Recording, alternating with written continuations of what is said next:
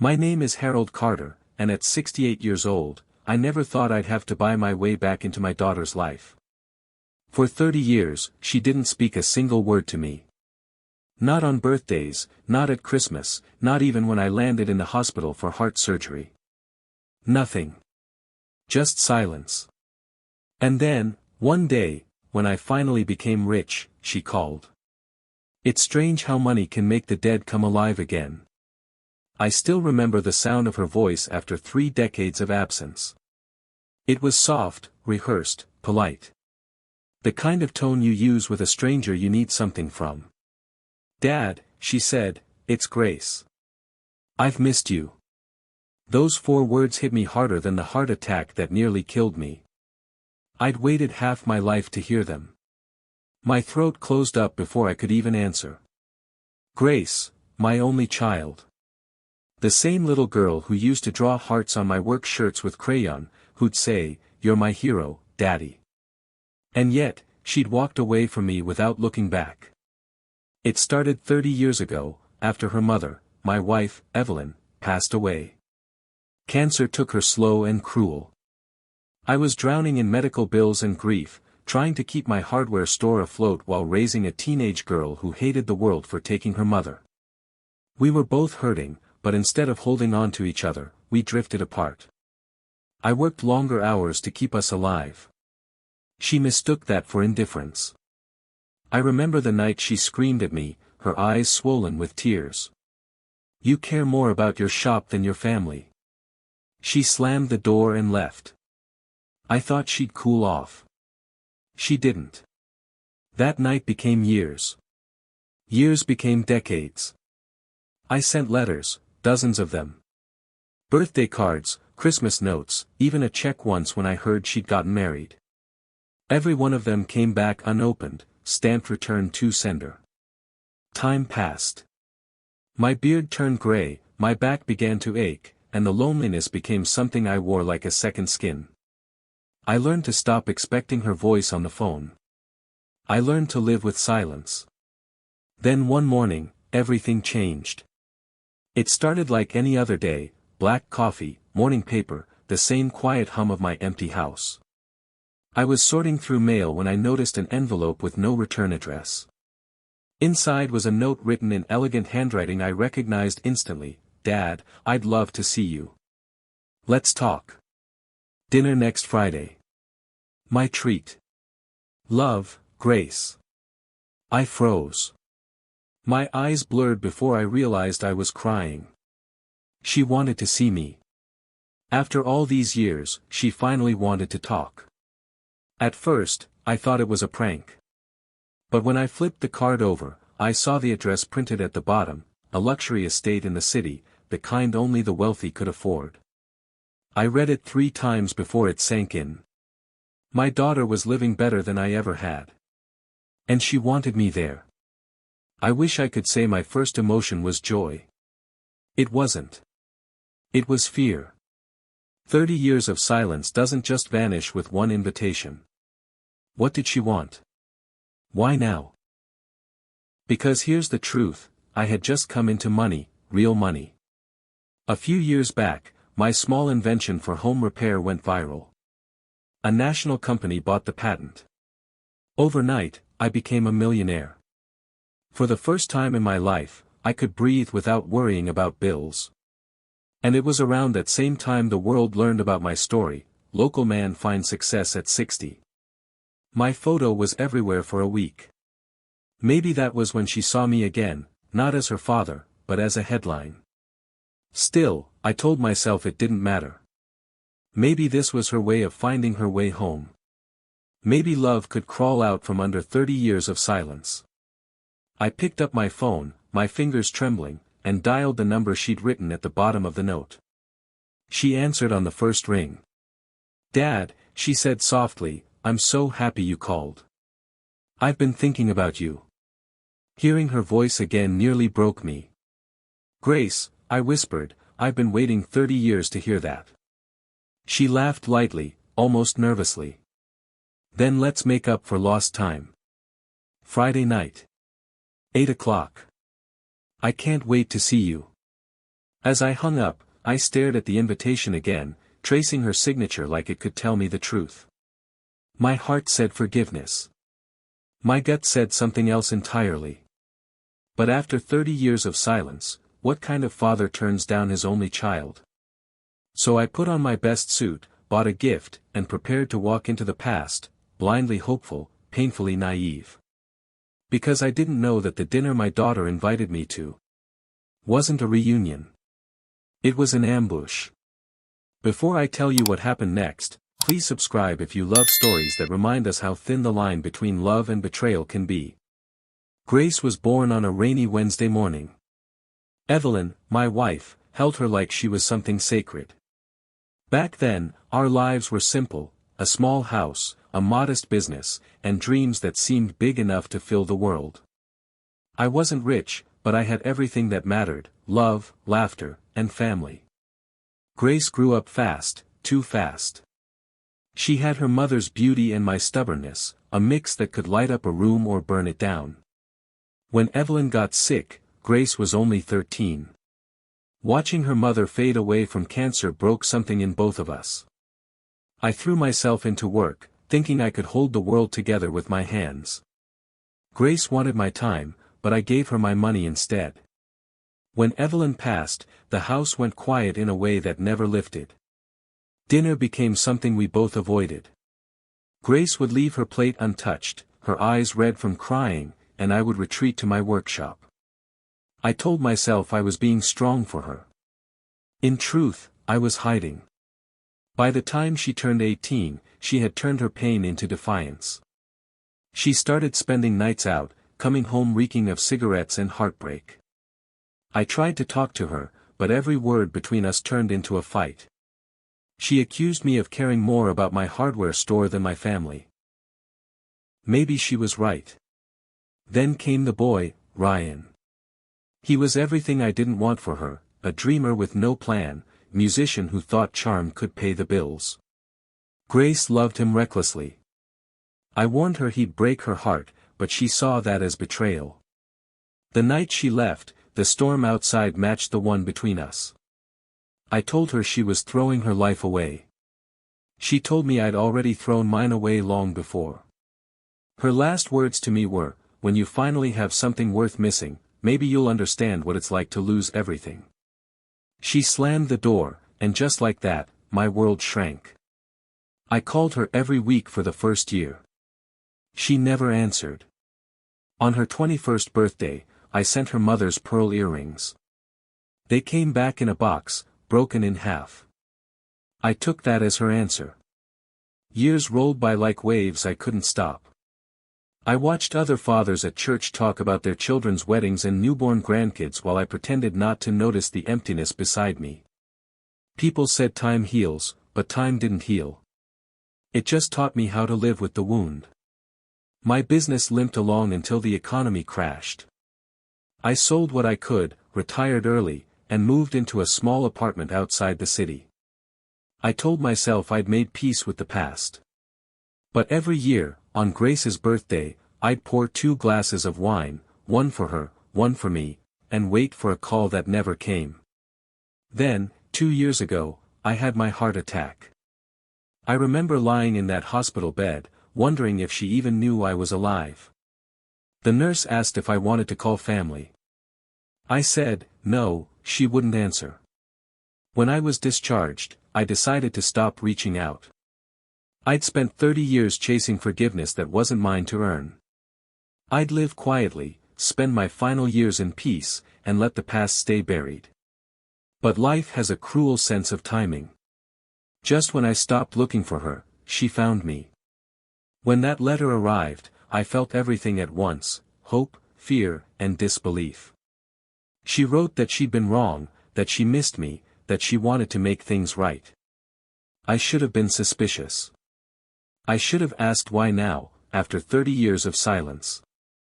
But when you've carried loneliness long enough, even false hope feels like salvation. So I told myself maybe this was the moment life was giving me a second chance, a chance to fix what I'd broken, or at least understand it. What I didn't know was that Grace hadn't come back to heal old wounds. She'd come back to reopen them. And this time, the cut would go deep enough to scar us both forever. After Grace left, my life became a pattern of work, sleep, and silence. For years, I existed more than I lived. I'd wake up before sunrise, fix what was broken in other people's homes, and ignore what was broken in mine. When I finally retired at 60, I had little more than a modest pension and a house too empty for its size. I thought my story was already written, an old man waiting for time to run out. But fate has a way of surprising even the most tired hearts. It began with a small idea, something that came to me out of frustration more than genius. One winter morning, while repairing a neighbor's window latch, I designed a simple tool to fix it faster, a clever clamp that adjusted itself. I started making a few by hand and selling them to local shops. One of those shops shared a video of it online, and before I knew it, people across the country were ordering them. A few months later, a manufacturing company reached out. They offered to buy the patent outright. I didn't believe it at first, but after some legal talk and signatures, the deal closed, and suddenly, I had more money than I'd ever seen in my life. At 63, I became a millionaire. Not rich enough to make headlines in the world, but rich enough to shock the people who'd forgotten my name.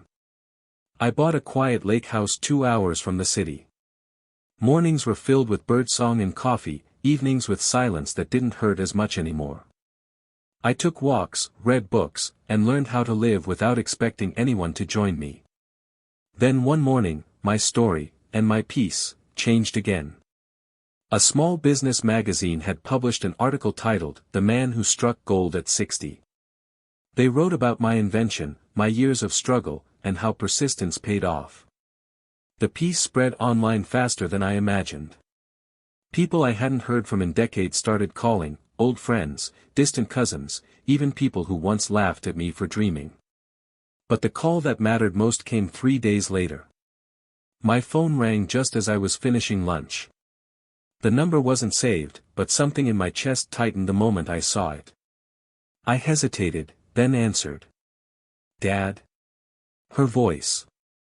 After 30 years, it hadn't changed, still soft, still careful, like she was afraid the words might break. "Grace?" I could barely say it. She exhaled shakily. "I read about you. I'm proud of you. I know it's been a long time." I didn't know what to say. My throat burned, my hands trembled. She continued, "I want to see you, Dad. I've missed you." It felt like time folded in on itself, like I was back in that small house, listening to her laugh down the hallway. But this wasn't laughter. This was something colder. Still, I agreed. I wanted to believe her. 2 days later, a letter arrived. Inside was a printed invitation on thick, golden paper. It was for a private dinner at her estate, the address written in elegant cursive. At the bottom, she'd signed. "Let's start over. Love, Grace." I read those words 100 times, trying to decide if they meant forgiveness or something else entirely. She hadn't spoken to me for 30 years. Not when I was sick. Not when I was broke. But now that I was rich, she wanted dinner. I tried to ignore the thought, but it clung to me like a shadow. That night, I poured myself a drink and stared at my reflection in the window. The man looking back at me wasn't angry. Just tired. Still, I told myself I'd go.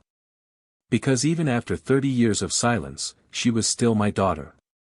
What harm could one dinner do? As it turned out, all the harm in the world. The invitation sat on my kitchen table for 3 days before I opened it again. Thick paper, gold-embossed lettering, it smelled faintly of expensive perfume. The kind my late wife, Evelyn, used to wear. Maybe that's what made me decide to go. Or maybe it was something deeper, a mixture of guilt, longing, and foolish hope. The note inside was simple. "You've missed enough family dinners, Dad. Don't miss this one." Her words hit like a bruise you don't expect. I'd spent decades imagining what our reunion might look like, maybe tears, maybe forgiveness. Not an invitation written like a corporate memo. Still, I told myself I'd go. I wanted to see her. I wanted to believe people could change, even if it took a lifetime. I called the number at the bottom of the card. A man's voice answered, smooth, polite, practiced. Mr. Carter. This is Martin. Grace's husband. We're looking forward to seeing you on Friday. His tone was friendly, but detached, the kind of politeness that feels like a locked door. I appreciate the invitation, I said. It's been a long time. He chuckled lightly. Indeed. Grace has been talking about you for weeks. It'll be good to reconnect. After the call, I sat in silence for a long time, listening to the hum of the refrigerator. Something didn't feel right, but I couldn't name it. Friday came too quickly. I spent the morning choosing what to wear, settling on a dark blue suit, the same one I wore to Evelyn's funeral. As I knotted my tie, I wondered what she would have said about all this. Probably that I was being too hopeful again. The drive to Grace's home took nearly 2 hours. As I left the countryside behind, the skyline grew sharper, the streets cleaner, the houses larger. Her address led me into an exclusive gated neighborhood, the kind where even the lawns looked expensive. The guard at the gate checked my name and waved me through. I followed the winding driveway until her mansion appeared at the top of a hill, tall glass windows, stone pillars, and lights that shimmered like gold. I parked at the edge of the circular drive. There were luxury cars lined up, Mercedes, Range Rovers, a Tesla. I felt out of place already. When the front door opened, Grace stood there, smiling. For a moment, time froze. She looked perfect.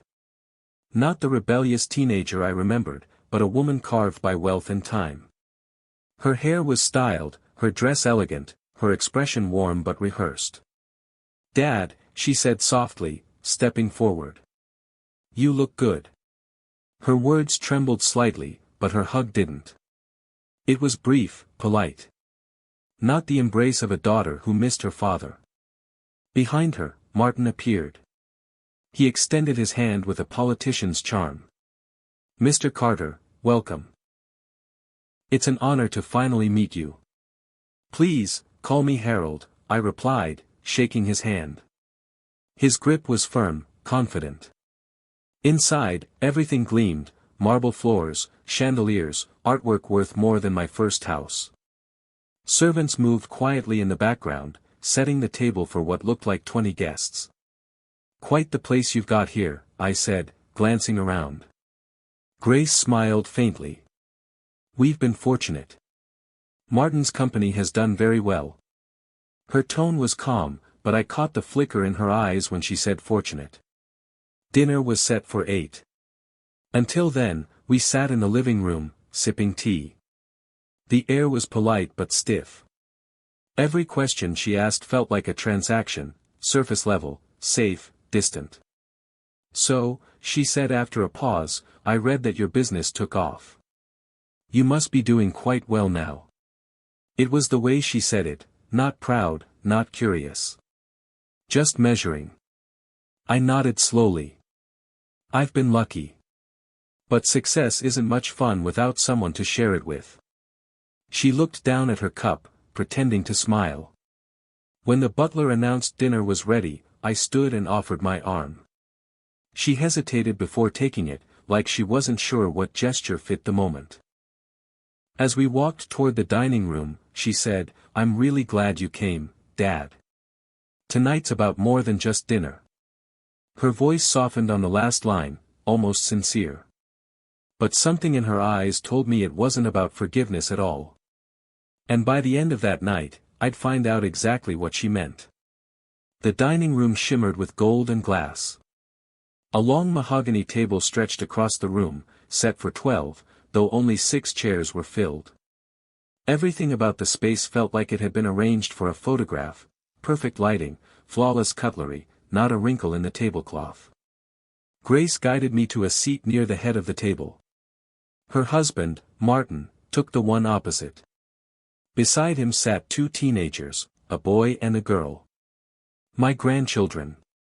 I'd never seen them before, not even in a photo.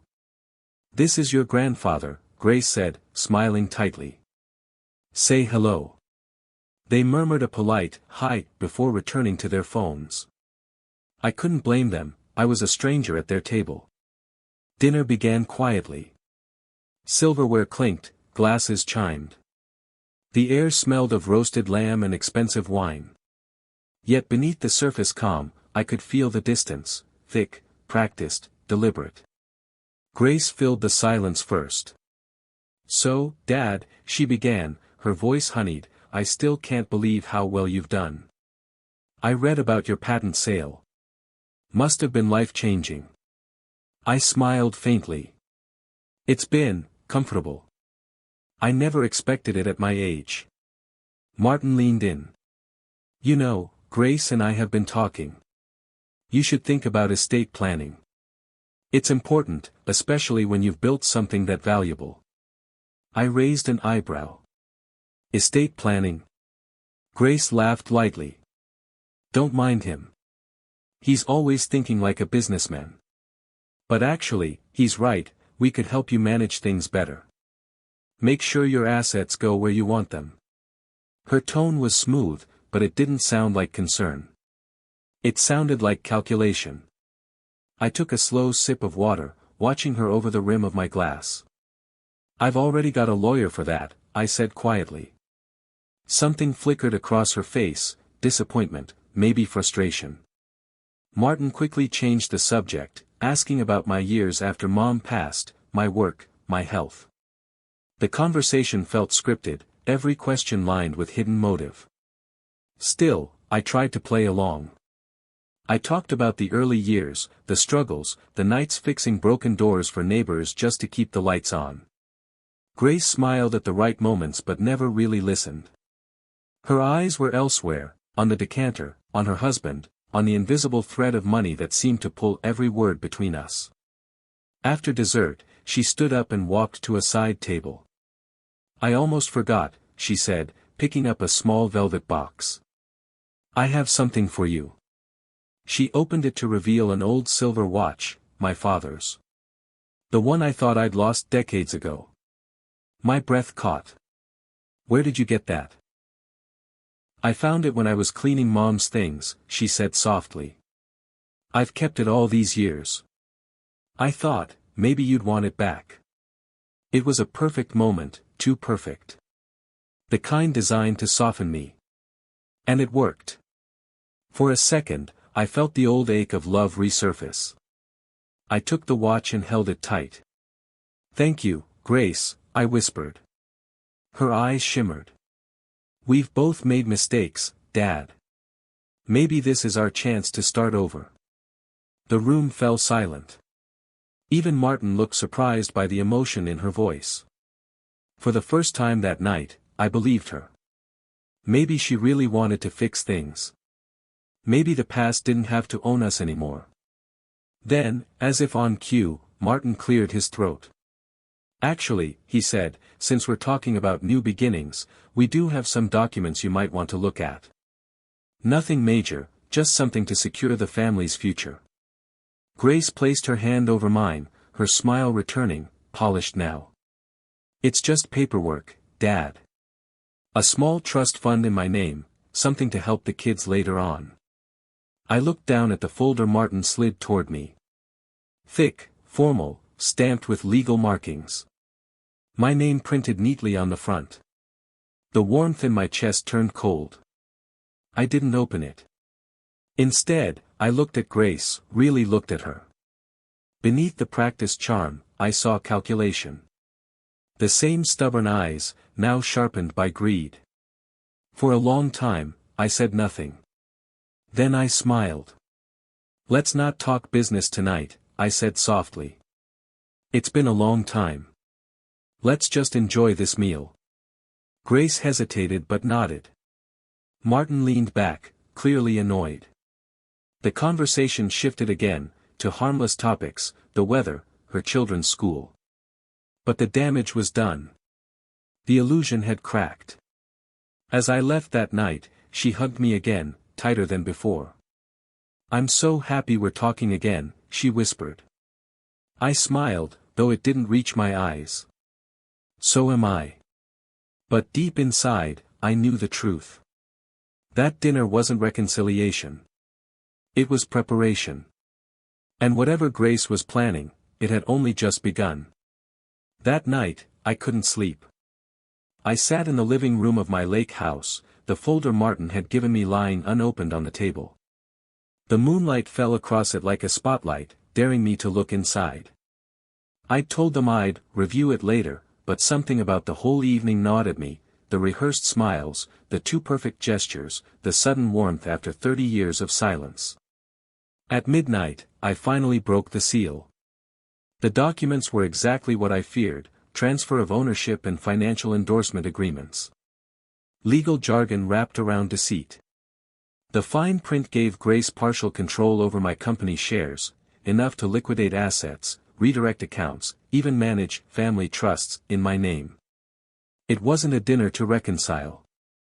It was a business meeting disguised as forgiveness. I sank into my chair, the weight of betrayal pressing on my chest. My own daughter, my blood, had invited me into her home not to make peace, but to take what I'd built when she wasn't around to help build it. I spent the next morning calling my lawyer, Henry Walters. He'd been with me since before my patent sale, a man I trusted. When I told him what I'd found, he sighed heavily. "Mr. Carter, I've seen this before. Family trusts can be used as traps when one side's motives aren't clean. Don't sign anything until I review it." Grace said it was just for the grandkids, I muttered, still half defending her. Henry didn't hesitate. "Then why hide it in 30 pages of legal wording? You're being manipulated. Be careful." I hung up and stared at the phone. Every memory of Grace, the birthdays, the laughter, the tears, came flooding back, but now they felt hollow, rewritten by greed. Still, I didn't want to believe she could be that cruel. Maybe Martin had pressured her.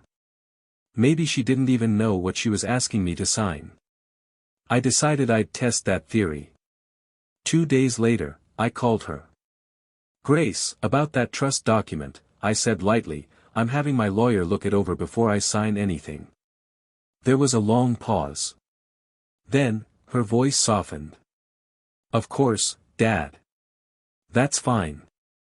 I just thought, it would make things easier for the family." "The family," I repeated. "Right." But as she spoke, her tone faltered. That tiny hesitation, barely a second, was all I needed to confirm what I already knew. Later that week, Henry called back. "It's worse than I thought," he said. "If you'd signed, you would have lost control of everything. Your daughter and her husband could have drained your accounts legally." The words hit like a hammer. For a long time, I sat there in silence, staring out over the lake. The water was calm, reflecting the sky perfectly, too calm, too deceptive. That night, I poured myself a drink I didn't need and looked at the old photo of Grace as a little girl, sitting on my shoulders, her laughter frozen in time. "You knew I'd never say no to you," I whispered. "That's why you came." I wanted to call her, to shout, to demand an explanation, but what would it change? She'd already made her choice. Instead, I began to plan. Not revenge, exactly, something quieter, something that would make her face what she'd become. A week later, she called again. "Dad, have you had a chance to sign the paperwork?" Her tone was light, but the edge of urgency was there. "Almost," I said calmly. "I think it's a good idea. But I'd like to discuss some changes in person. How about dinner at my place this time?" There was a pause. Then she agreed, too quickly. "Of course. That would be wonderful." I could almost hear the calculation in her silence. When she arrived that Friday, she brought Martin. They looked sharp, expensive, and comfortable, too comfortable. I served coffee, pretended to be the same trusting father they thought they'd fooled. We laughed, reminisced, played our parts. After an hour, I brought out the folder. Identical to the one she'd given me, but with my own additions. I placed it on the table and said, "I've made a few changes. Just wanted to ensure we're all protected." Grace smiled, that same practiced charm. "Of course, Dad. Whatever makes you comfortable." But she didn't notice the faint difference, the hidden clause buried inside the new agreement, drawn up by my lawyer. A clause that transferred all remaining rights of my estate not to her, but to a scholarship foundation in Evelyn's name. When they left that evening, believing they'd finally secured what they came for, I sat in silence, the bitterness easing from my chest. Grace thought she'd fooled me. She didn't realize she'd just signed away her chance at my fortune forever. And yet, despite the satisfaction, I felt no victory, only loss. Because the moment you catch your own child trying to betray you, you stop being a father and become a stranger who remembers what love used to feel like. I looked down at the watch she'd given me that night at her house. It ticked steadily, each second whispering the same truth. Time doesn't heal betrayal. It only teaches you how to stop bleeding from it. The next few weeks were a blur of silence. Grace didn't call. Martin didn't either. I assumed they were waiting for the money to clear, too sure of their victory to double-check the details. I almost pitied them. Almost. Henry called to confirm that everything had been processed. The documents Grace and Martin had signed at my house had already taken effect. "It's done," he said. "The Scholarship Foundation in Evelyn Carter's name is now the sole beneficiary of your estate. Grace can't touch a cent." I thanked him quietly, staring out the window at the lake. The water rippled under the afternoon sun, peaceful and endless. That was how I wanted my revenge, quiet, steady, inevitable. 2 weeks later, my phone rang. "Grace." "Dad," she began brightly, her voice sugar-sweet. "I just wanted to thank you for trusting me. I know the paperwork was a big step." I said nothing. "We've already spoken to the accountant," she continued, "and Martin's drafting plans for the family trust. You'll be so proud once you see how we'll manage things." I smiled to myself. "I'm sure I will, Grace. Tell Martin I appreciate his enthusiasm. Why don't we celebrate? A family dinner, my treat this time." There was a brief hesitation. "Dinner? You sure?" "Yes," I said. "I insist." She agreed, and the following Friday, they arrived, Grace, Martin, and the children. I'd reserved a private dining room at a high-end restaurant downtown. The staff greeted them by name, treating them like royalty. Grace looked radiant in a white dress, her expression glowing with self-satisfaction. During dinner, I kept my voice light, the perfect image of a grateful old man. "You've made me proud, Grace," I said warmly. "You've turned out to be everything your mother wanted, strong, determined, successful." She smiled, leaning forward.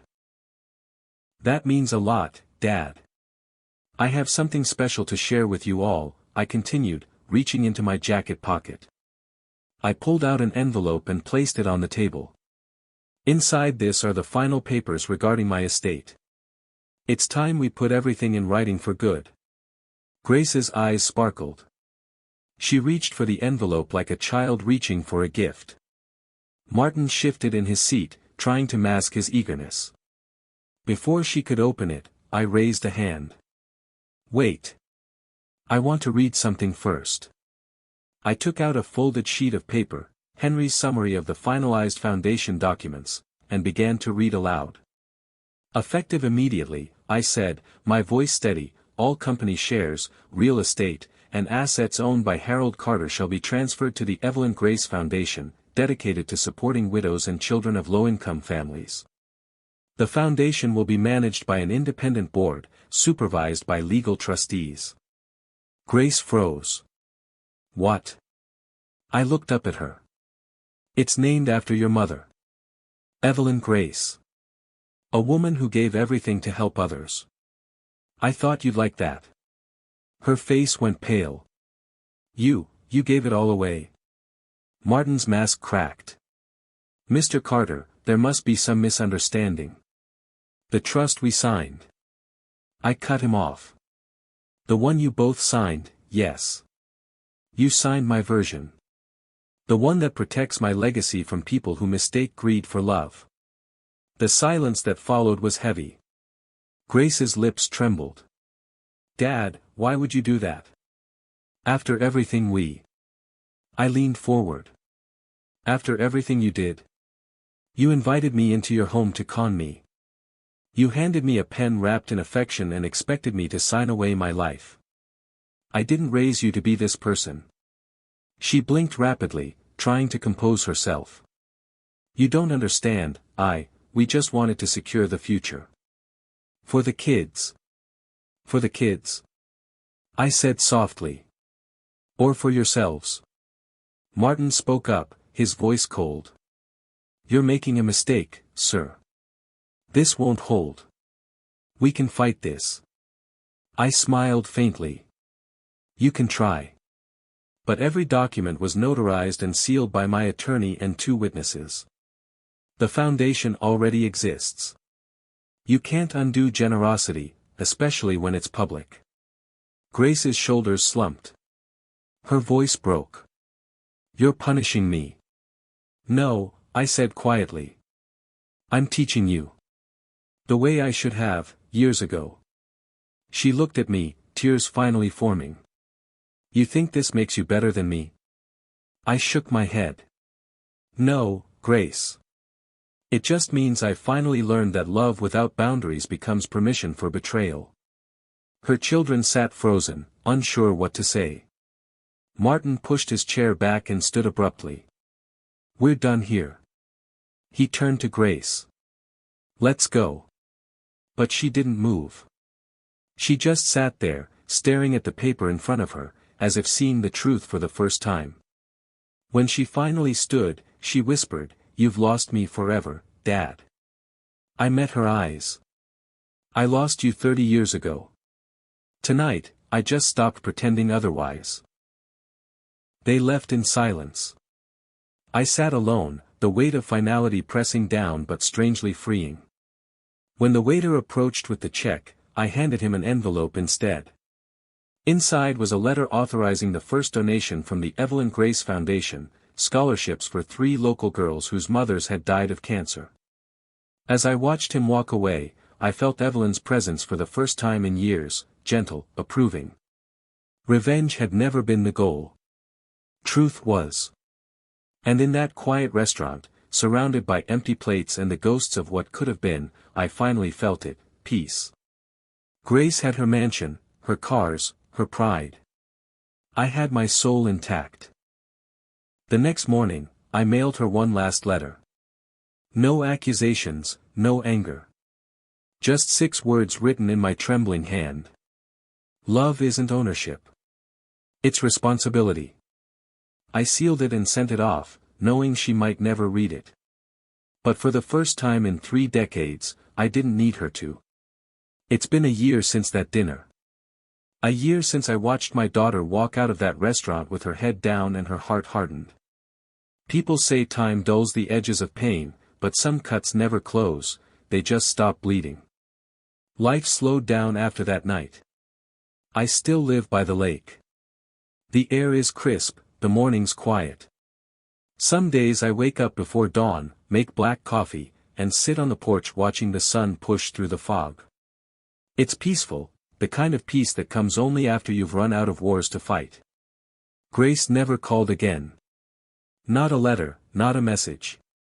Her silence doesn't surprise me anymore, it just feels like the final punctuation on a sentence we've both been avoiding for 30 years. Martin tried once, he sent a short, bitter email claiming I'd ruined their future. I didn't bother replying. You can't ruin what was already built on greed. The foundation, though, Evelyn Grace Foundation, it became something beautiful. The first group of scholarship recipients sent thank you letters that piled on my desk. Most of them were young women who had lost a parent, just like Grace once did. One letter stood out, a girl named Amara wrote, "Your wife's name gives me hope. I'll make her proud." I keep that letter framed above my desk. It reminds me that even from pain, good things can grow. Evelyn would have liked that. She always believed broken things could still build something whole. The media caught wind of the Foundation's story a few months ago. Retired inventor turns fortune into legacy. They made it sound noble, but I wasn't seeking glory. I just wanted my life to mean something after all the noise had faded. Sometimes I wonder if Grace saw those headlines. Maybe she did. Maybe she scoffed, maybe she cried, I'll never know. But part of me hopes that somewhere deep down, she understands. The fortune she tried to take was never the point. It was what it represented, the years of struggle, of rebuilding, of surviving when everything else fell apart. There's a saying, money doesn't change people, it reveals them.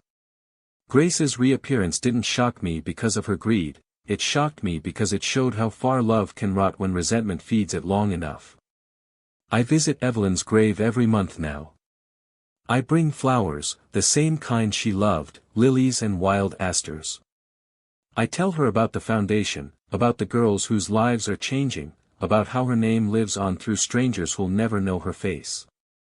And every time I leave, I feel lighter, as if I've finally set something right. A few weeks ago, I got a letter that wasn't addressed to the Foundation, it was to me. No return name, just an address from a neighboring city. Inside was a short note written in handwriting I hadn't seen in decades. I saw the article. I hope you're happy. You got what you wanted. Grace.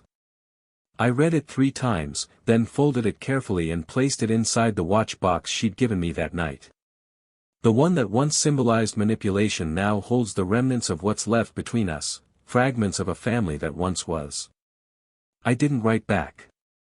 Not because I didn't want to, but because there was nothing left to say. Some stories don't end with closure, they just fade into acceptance. These days, I spend my time teaching young inventors through the Foundation's mentorship program. Most of them remind me of Grace, fiery, ambitious, impatient with the world. I tell them my story, not as a warning but as a lesson. That success means nothing if it costs your soul. That forgiveness doesn't mean letting people hurt you again. When the evenings grow long and the lake mirrors the orange glow of sunset, I think of her, my daughter, my greatest joy, and my deepest wound. I still love her. I always will. But love without truth is poison, and truth was all I had left to give. Sometimes I imagine her standing on the other side of that water, looking back, wondering if she went too far. I hope she finds peace, just as I finally have. Because in the end, this story was never about revenge or wealth, it was about freedom. Freedom from regret. Freedom from guilt. Freedom from the kind of love that destroys more than it heals.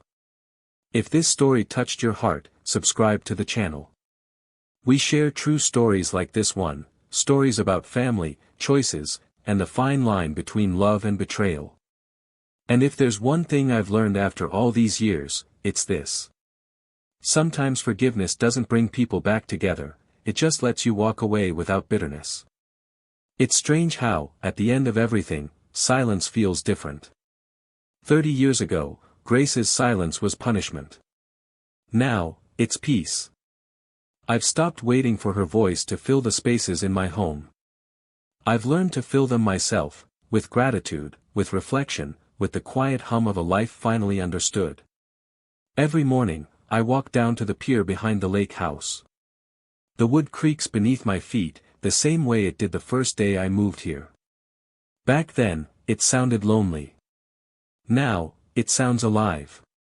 I stand at the edge, coffee in hand, and let the water remind me how stillness can hold meaning. The Evelyn Grace Foundation has grown beyond anything I imagined. We've helped over 100 families this year alone, widows rebuilding after loss, children finishing school, mothers learning new trades. Every story they share feels like a thread sewing the torn pieces of my life back together. A few weeks ago, one of the girls we sponsored visited the office. Her name was Clara, 17, bright-eyed, full of fire. She told me, "Sir, I don't have a father, but your wife's story made me feel like someone believes in me." That sentence stayed with me for days. Because for so long, I chased the idea of being believed in, by my daughter, by the world, by myself. It took losing everything that mattered to realize I already had enough. Sometimes, life doesn't give you happy endings. It gives you clarity. One evening, while sorting old boxes, I found a photo of Grace when she was 10, missing teeth, holding a paper trophy that said best daughter in the world. I don't remember what she won it for. Maybe kindness. Maybe imagination. Maybe love before it learned how to break. I placed that photo on my desk beside Evelyn's. Two faces from different lifetimes, both part of me. For years, I tried to fix the past by rewriting it. But you can't edit history, you can only learn from it. If Grace ever reads this or hears my story, I want her to know this: I don't hate you. I never did. I just refused to let your anger bury both of us. You wanted to own what I built, but I built it to honor someone who taught me what love really means, and that's something money could never buy. I've thought a lot about forgiveness. People assume it's an act of mercy for the other person, but it's not. It's a release for yourself. I forgive Grace not because she deserves it, but because I deserve peace. Carrying resentment is like drinking poison and expecting someone else to die. And yet, part of me still hopes she finds her way back, not to my house, but to herself. Because the truth is, revenge fades fast. But redemption lingers. Last week, I got another letter from an unknown address. I recognized the handwriting immediately. Inside, there were only 2 sentences. I saw what you did with Mom's name. It was beautiful. I hope she's proud of you. No signature, but I didn't need one. I read it twice, then folded it neatly and placed it beside the first letter she ever sent after 30 years. One was bitterness. The other was, something softer.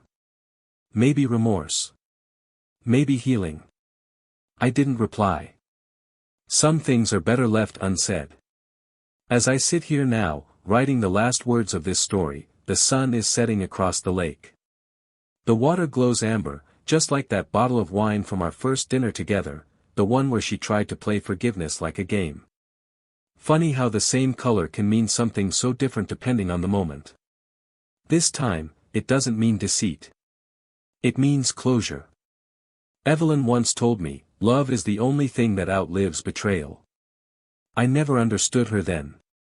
But I do now. Because love doesn't always mean staying. Sometimes, it means walking away and wishing someone well from a distance. If you've listened to my story this far, thank you. If you've ever been betrayed by the people you love most, remember this: pain doesn't have to be your ending. It can be your rebirth. If stories like this move you, subscribe to the channel. We share true stories that remind us that even the deepest scars can become lessons. That sometimes, the happiest ending isn't reunion, it's release. And as the night settles in, I whisper one last thought into the quiet. I may have lost my daughter, but I found my peace. And in the end, that was the richer inheritance. It's been 3 years now. I'm 69, my hair completely gray, and my hands a little unsteady when I write. But I've found a rhythm in this quieter life, one that doesn't ache with what's missing. Grace and I haven't spoken since her last letter, and maybe we never will. But I've stopped measuring my life by the conversations that never happened. What matters now are the ones I do have: the laughter of scholarship students visiting the foundation, the grateful tears of a widow who can finally send her child to school, the calm silence of the lake at dawn. Those are the voices that fill my world now. The foundation has grown beyond me. A board manages it, and young volunteers carry its mission forward. Every year on the anniversary of Evelyn's passing, they hold a small dinner in her honor. No luxury, no champagne, just a warm meal shared among those whose lives the fund has touched. Last year, they asked me to speak. I stood before a room full of people I'd never met and told them the truth. I built this foundation not out of generosity, but out of regret. And I learned that sometimes, regret can still build something good. They clapped. Some cried. And as I looked around the room, I realized Evelyn had been right all along. Real love doesn't die, it just finds new places to live. But life still has its small surprises. 2 months ago, during one of those foundation dinners, a young woman approached me at the end. She handed me an envelope and said quietly, "My mother told me to give you this if I ever met you." I opened it when I got home. Inside was a letter written in Grace's hand. The ink was faint, the paper creased. "Dad. I've made a lot of mistakes. I don't expect forgiveness, but I wanted you to know, I see it now. What you built, what you protected, what you gave to the world, it's bigger than anything I ever understood. Tell Mom I'm sorry. And if you can, think of me once in a while, without anger. Grace." I read it again and again, each time slower. My chest felt heavy, not from pain, but from release. For the first time in 30 years, her words didn't cut, they healed. I didn't call her. I didn't need to. Some apologies don't need echoes, they just need to exist. That night, I went down to the pier. The moonlight was bright, scattering silver across the water.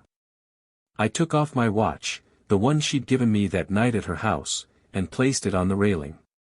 It had ticked through betrayal, silence, and redemption. But I didn't need it anymore. Time had already done its work. I whispered softly into the night, "I forgive you, Grace. I hope you found peace too." The wind shifted, gentle and warm, brushing against my face like a hand I used to know. Maybe it was just the breeze. Or maybe it was her mother, reminding me that love doesn't end with loss, it just changes shape. I turned to head back inside, and for the first time in decades, the silence didn't feel empty. It felt complete. If this story touched you, subscribe to the channel. We share stories like mine, about love, loss, and the quiet kind of strength that grows after heartbreak. Because sometimes, the greatest victories don't come from winning battles, but from learning when to lay your weapons down.